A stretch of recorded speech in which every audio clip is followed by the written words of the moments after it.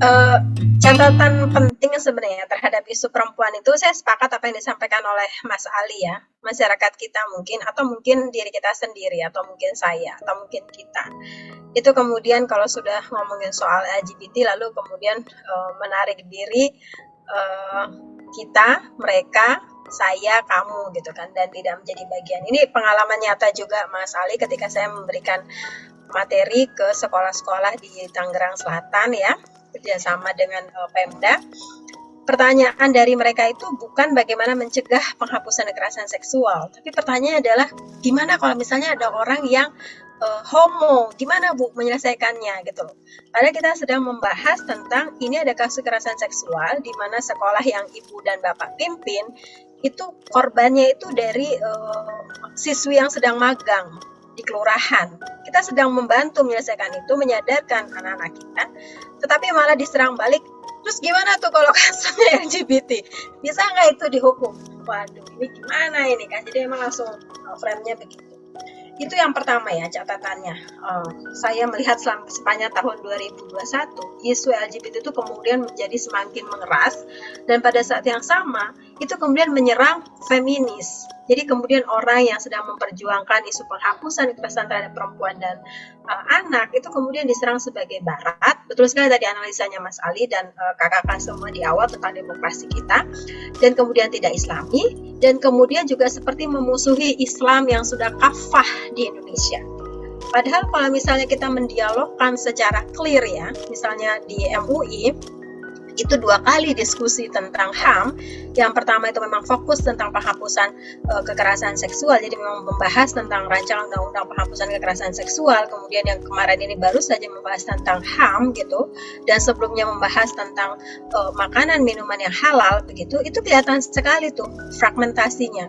Bahkan kemudian ada narasi yang muncul kalau misalnya mendukung RUU penghapusan kekerasan seksual berarti Anda itu adalah free ini apa mendukung free sex gitu kan, mendukung LGBT gitu kan. Jadi kemudian kita dibentur-benturkan pada hal-hal yang seperti itu. Padahal kalau kita mau jujur, dalam tanda kutip mereka sendiri juga gagal memahami apa yang disebut sebagai zina dan apa yang disebut sebagai perkosaan. Misalnya pengalaman ketika diskusi dengan ketika MUI mengadakan seminar begitu kan, narasi yang muncul di percakapan Zoom maupun di YouTube-nya MUI itu kan narasinya tuh ya semua orang yang melakukan hubungan seksual di luar akad nikah, jadi tanpa nakah tuh fankeho, ya semuanya zina gitu loh. Dia tidak melihat bahwa perempuan ini dipaksa, perempuan ini korban perkosaan, nggak melihat itu. Pokoknya semuanya adalah zina dan semuanya adalah dihukum. Sehingga korban itu potensi mendapatkan kriminalisasi berlapis gitu. Dan kita seperti tidak punya kesempatan untuk menjelaskan makna zina dan perkosaan, dua hal yang berbeda itu. Nah, kemudian mengerasnya isu penolakan terhadap isu kelompok perempuan dan isu feminis, sayangnya ini juga disuarakan beberapa teman kita di anggota dewan begitu. Jadi mereka mengatakan bahwa ya saya bukan tidak menikmati atau bukan bagian orang yang menikmati hasil kerja feminis di Indonesia. Kalau boleh jujur, kuota 30% dan yang ngotot supaya perempuan bisa jadi anggota dewan, kuota 30% itu adalah kelompok feminis. Teman-teman yang berjuang di di akar rumput, di NGO, dan itu adalah feminis gitu loh. Isu feminis yang sekarang dinikmati oleh mereka. Tetapi kemudian mereka justru mengkhianati dalam tanda kutip ya perjuangan feminis itu dengan melahirkan rancangan undang-undang ketahanan keluarga. Kemudian menolak mati-matian rancangan undang-undang penghapusan kekerasan seksual. Menolak mati-matian rancangan undang-undang perlindungan pekerja rumah tangga. Yang itu semua adalah basisnya perempuan minoritas, perempuan duafa, perempuan miskin, perempuan mustadafin begitu. Jadi kemudian ini digebyah-uyah gitu. Jadi tidak sadar gitu kan bahwa mereka itu adalah penikmat dari jerih payahnya kelompok feminis. Kenapa sekarang ada Women Crisis Center? Itu adalah gerakan feminis yang mendobrak itu sehingga kemudian menghancurkan tembok private dan domestik gitu ya, tembok domestik dan publik. Yang dulu polisi tidak bisa menggedor kasus KDRT di rumah karena itu dianggap sebagai ruang privat gitu kan. Sekarang bisa didobrak dengan Undang-Undang Nomor 23 Tahun 2004 dan itu hasil kerja feminis. Jadi kemudian itu seperti kayak feminis itu semuanya jelek, semuanya itu jahat, semuanya itu membenci laki-laki gitu kan. Padahal feminis di Indonesia itu yang menikah, punya anak gitu. Aku aja anaknya 3 ya. Jadi dan seorang yang bekerja dan memperjuangkan feminis. Itu catatan kedua. Jadi semakin mengeras. Tantangannya juga semakin berat penolakan terhadap isu-isu perempuan dan kemudian dikaitkan dengan liberal dan lain sebagainya dan sebagainya. Nah, kegagalan gimana ya bahasanya? Mungkin kalau kegagalan belum tepat, tapi kalau dibilang nggak gagal itu juga nggak tahu nih terminologi yang tepat itu apa. Banyak undang-undang kita yang tersendat-sendat ya kan proses pembahasannya berbulan-bulan hanya bahas judul saja padahal kalau misalnya punya political will yang bagus gitu apa sih yang nggak bisa di Indonesia kalau kita mau lihat misalnya undang-undang apa namanya omnibus law itu butuh waktu berapa lama nggak sampai bertahun-tahun dan itu langsung ketok gitu tapi ketika sudah ngebahas tentang isu perempuan itu menjadi lama sekali dan kemudian pembuktian itu dibebankan kepada korban saya itu ingin apa ya, ibu bapak, kanda-kanda semua. Kalau kita mau merefleksikan sistem hukum kita di Indonesia, seorang terduga teroris dalam beberapa kasus itu dia bisa sebelum putusan peradilan gitu kan, dia bisa ditembak mati di tempat atas dasar dugaan teroris. Seseorang belum diputus sebagai koruptor, tetapi karena tangkap tangan, lalu dia bisa pakai jas kuning, konferensi pers, semua orang tahu dia siapa, keluarganya siapa. Kemudian kasus narkoba, belum diputus sebagai orang pengedar narkoba karena kedapatan gitu ya, tangkap tangan, itu juga bisa konferensi pers, semua orang jadi tahu. Begitu juga pelaku curamor, pelaku pembunuhan, rekonstruksi kasusnya bisa ditonton orang banyak dan pelakunya bisa dan mayoritas pelakunya tidak ditutup itu mukanya begitu. Jadi semua orang bisa tahu lah siapa dia. Bayangkan untuk kasus kekerasan seksual, mukanya ditutup, pakai inisial, susah banget ditangkapnya. Kasus di Jombang misalnya, ya sampai saat ini aja nggak bisa diproses. Apalagi yang punya dekengan kuat.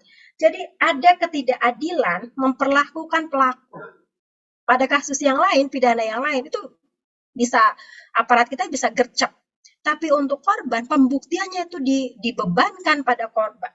Kasus Bintaro, dia butuh 1 tahun untuk membuktikan pelakunya. Seorang ibu di Luwu ya, ketika suami memperkosa 3 anaknya, dia yang harus sibuk membuktikan. Belum lagi nanti dia dituntut balik dengan undang-undang ITE. Undang-undang Perlindungan Saksi dan Korban pasal 10 yang mengatakan orang yang sedang berperkara, semua kesaksiannya itu harus didengar dan tidak boleh dituntut balik. Itu seperti dilupakan. Jadi saya melihat dari segi pencapaian gerakan perempuan terhadap undang-undang itu meningkatnya drastis dan sangat solid gerakan perempuan. Tetapi di sisi lain, dalam hal kasus kekerasan seksual itu seperti apa ya, seperti berjalan di tempat dan lain sebagainya dan serangannya juga sangat banyak. Walau begitu, saya harus mengakui ya, dukungan kepada korban itu sebenarnya sudah mulai meningkat. Misalnya ibu negara yang memberikan bantuan, walaupun bahasanya pakai asusila ya, memberikan bantuan kepada korban mengasusila di Bandung. Kalau kita kan usulnya ya sudah aja langsung korban kekerasan seksual, korban perkosaan. Tetapi kemudian bahasanya diperhalus menjadi asusila. Walau demikian upaya untuk mendukung dengan memberikan dana, dukungan bagi korban itu sudah patut kita apresiasi.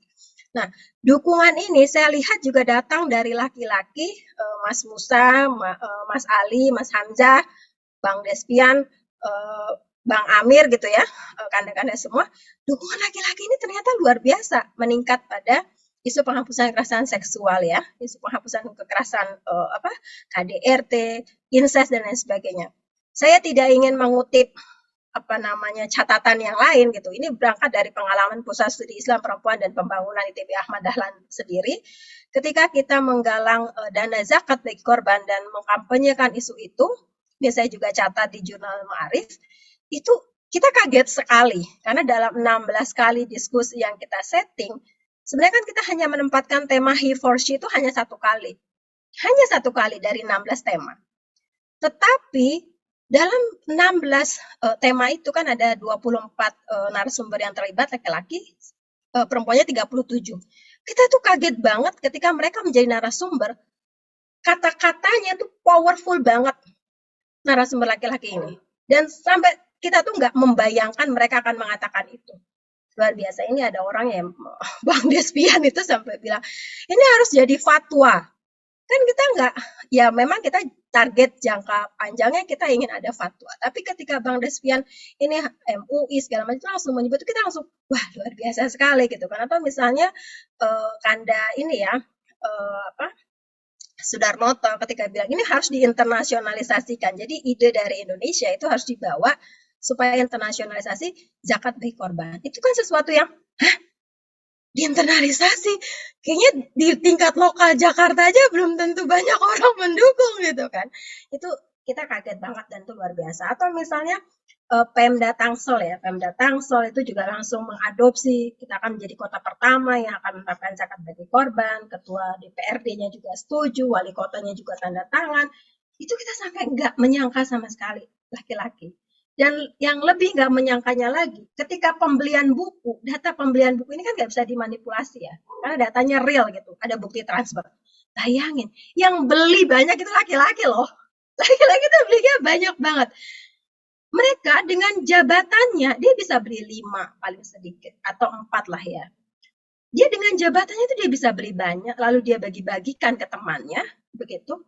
Yang itu kita nggak pernah minta, beli 5 dong, nggak pernah gitu loh. Jadi strategi kita menawarkan itu kita kirim di grup. Kalau ada yang respon, minimal kasih jempol, langsung kita japri satu-satu. Dan ketika mereka japri itu langsung, jangan satu dong, mau 5 deh, gitu.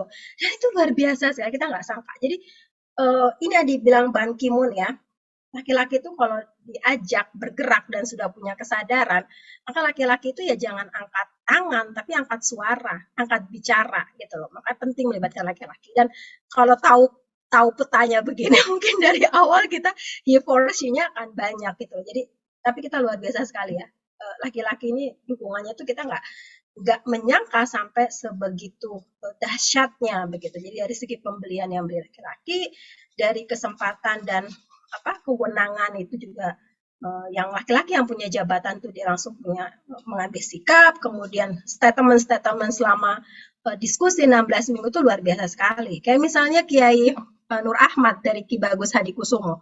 Siapa yang akan menyangka ketika beliau mengatakan bahwa orang-orang yang hatinya apa namanya orang-orang yang yang hatinya merasa tertekan itu sebenarnya kelompok yang berhak dapat zakat juga. Jadi orang yang dapat zakat itu bukan hanya orang yang baru masuk Islam mu'alaf yang hatinya masih goyah, perempuan yang menjadi korban lalu hatinya sakit itu tuh adalah kelompok yang berhak dapat zakat juga. Dan ini keluar dari mulutnya kiai laki-laki. Mas Hamim Ilyas mengatakan kalau seorang amil perempuan dia korban KDRT, dia juga korban incest, kedudukan korbannya itu harus lebih diangkat daripada kedudukan dia sebagai amil zakatnya. Dan itu keluar di statement yang walaupun kelompok perempuan juga statementnya ini ya, maksudnya mendukung, tetapi kelompok yang laki-laki ini luar biasa. Sehingga kemudian kami dapat menyimpulkan bahwa laki-laki ini luar biasa dukungannya dan memang sangat kita butuhkan, sehingga ke depan kita bisa optimis dana zakat tahun 2021 itu kan 234 triliun. Potensi zakat di Indonesia ini dalam festival literasi zakat 2021 gitu itu kan potensinya 234 triliun. Kalau misalnya berapa persen dari ini, katakanlah mungkin ya kalau 10% terlalu besar begitu, 3%-nya saja atau 2,5%-nya saja dialokasikan untuk korban, pasti deh orang nggak akan sibuk. Gimana sih bisa visum et repertum? Gimana sih bisa pemulihan? Mungkin kita bisa menolong novi-novi yang lain. Karena visum et repertum di Indonesia itu berbayar. Ibu dan Bapak, kanda-kanda semua. BPJS itu tidak mengakomodir biaya bagi korban. Karena BPJS ini statementnya adalah buat mereka yang sakit. Dan korban itu dianggap tidak sakit begitu. Jadi sebenarnya kalau misalnya dukungan ini semakin luas, maka zakat untuk korban itu akan bisa semakin dikuatkan. Karena dana dari Kementerian Hukum dan HAM yang dana OBH, organisasi bantuan hukum, itu hanya bisa diakses bagi lembaga-lembaga OBH atau Posbakum yang dia itu sudah terakreditasi. Jadi kalau nggak terakreditasi dia tidak bisa. Itu catatan dari saya dari perspektif perempuan. Ternyata memang dukungan laki-laki itu sangat kuat dan kita butuhkan. Mudah-mudahan tahun depan dukungannya itu semakin kuat lagi supaya nggak stagnan. Terima kasih Mas Musa, Kanda, Uda David, ke Ibu Bapak dan kakak semua. Billahi fasabilha, fasabiqul khairat. Wassalamualaikum warahmatullahi wabarakatuh. Terima